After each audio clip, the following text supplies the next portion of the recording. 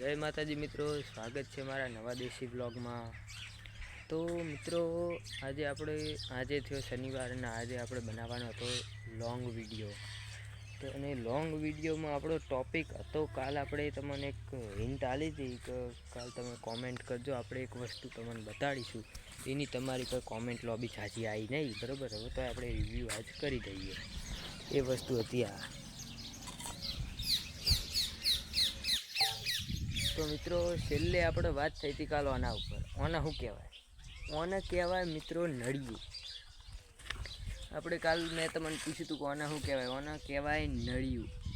અને આ નળિયું અત્યારે હાલની તારીખમાં તો લગભગ ગામમાં ચોક્કસ જે પેલા જૂના ઘર હોય ને કંઈ ચોક્કસ ભાગ્યે જ ચોક જોવા મળે। આમ એવું નહીં ખાવ વિલુપ્ત થઈ ગયું, જૂના ઘર જે જૂના ઘર હજુ હાલે ઊભા હી એ ઘેર આ નળિયું જોવા મળે। પણ અત્યારના જે તાજા જે નવા ઘર બનેલા હોય ને એ નવા ઘરમાં જોયા નળિયાનો ઉપયોગ દેખાતો નહીં। નળિયાનો ઉપયોગ દેખાય તે ચોક અને આપણે તાબુ ભરેલું હોય ને એની આગળ લગાવી શું કે શો માટે, પણ આ નળિયું શો માટે નહીં। આ નળિયાનો એક જમાનો હતો, જમાને ફેર હોય। અત્યારનો જમાનો પતરાનો ધાબાનો હોય, ફાઈબરના પત્ર અત્યારે વાની જગ્યા લઈ લીધી। એક સમય હતો આ નળિયું ઘર ઉપર લગાવેલું હોય ને વગર એસી એ જૂના ટાઈમમાં ઘર એસી જેવું ઠંડુ હેમ જેવું રહેતું। વિચાર કરો તમે, આ નળિયામાં એટલી તાકાત, ઠંડુ હેમ જેવું ઘર રાખે। પણ હવે સમય હંગાત બધું બદલાઈ ગયું, એવું થઈ રહ્યું। અને તારે કોરેમોર એસીઓ આવી ગઈ અને એસીઓથી નકરી ગરમી પેદા થાય। એસીઓમાં પેલો ક્લોરો કાર્બન કાઢે અને એ કાર્બન આપણે પૃથ્વી ઉપર પેલું આવેલું હોય ને ક્યું આવેલું હોય, ઉભા રહે 2 મિનિટ નામ ભૂલી ગયો હું।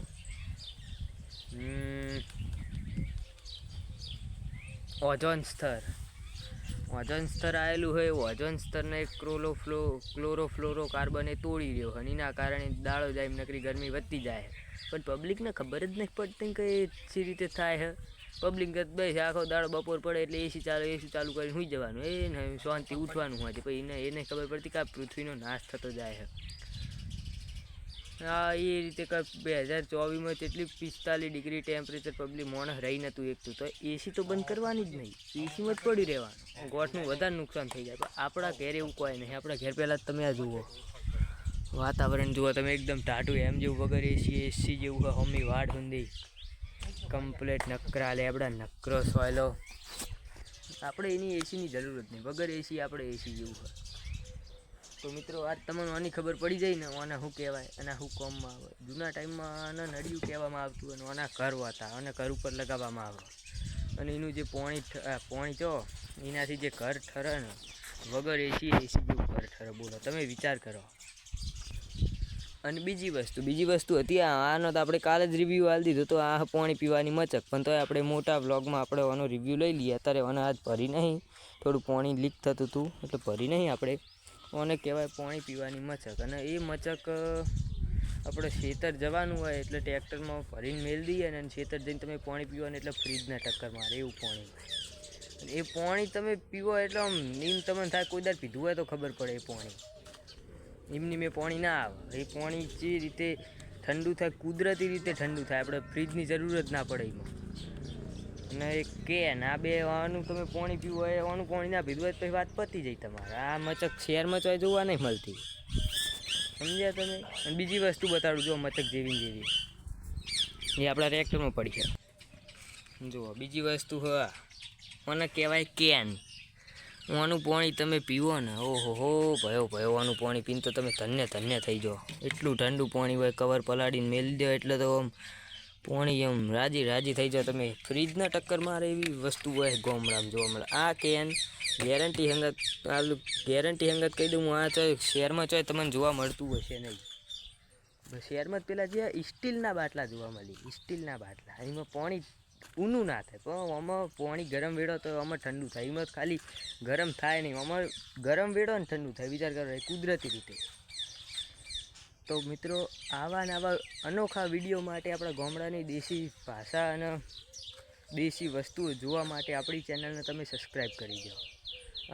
આપણા વ્લોગ્સમાં આવું બધું ગામડાનું દેશી આવતું જ રહે।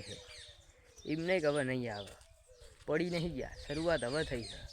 આવું નવું ગામડાનું દેશી વસ્તુ તમને મેં કેટલું બધું તમને કીધું. હવે તમારા મનમાં વિચાર આવશે અમુક જો કોઈ શહેરમાંથી જોવે અત્યારે નહીં જોતું પણ ભવિષ્યમાં જોવે ને તો એને વિચાર આવશે કે એકવાર સારું ગામડાની આ વસ્તુ જોવી જ પડશે મારે.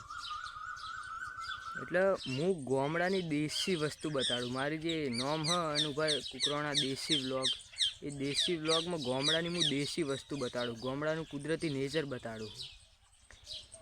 એટલે આવા બધા વિડીયો જોવા માટે આપણી ચેનલને સબસ્ક્રાઈબ કરજો અને સપોર્ટ કરજો અને શેર કરજો વિડીયોને. એટલે પબ્લિક જુઓ ને એમનામાં એક ઉત્સાહ થાય કે ના આ વિડીયો મારે જોવા. બરાબર, આટલું કરજો ખાલી. હવે આપણે અને મિત્રો એક વાત કહેવાની રહી, આપણો આજનો શોર્ટ વિડીયો આવી ગયો છે યુટ્યુબ ઉપર. એ તમે આજનો શોર્ટ વિડીયો આપણે જોઈ લેજો અને જોઈ લીધો હોય તો આયરો વિડીયો એ તમે જોઈ લેજો. જય માતાજી.